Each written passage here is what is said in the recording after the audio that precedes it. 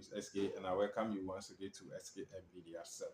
You know, Bawku fight has been in existence for a long time. Bawku fight is like the Jewish and the Palestinians. They are fighters. They have been fighting for so many years that they couldn't, put an end to it.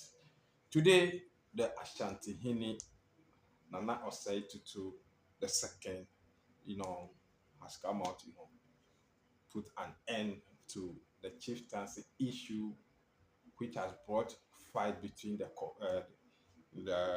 Bawku people.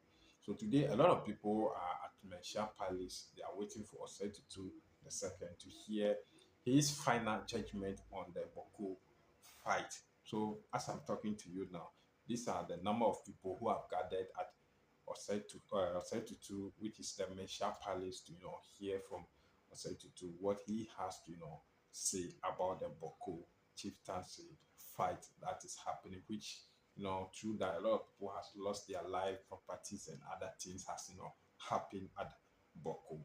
Guys, in case you are new here and you haven't subscribed, don't forget to subscribe to the channel and put on the notification bell also that you don't miss any video that I upload here. Keep watching. I'll keep you updated from whatever will come out from the Mensha Palace.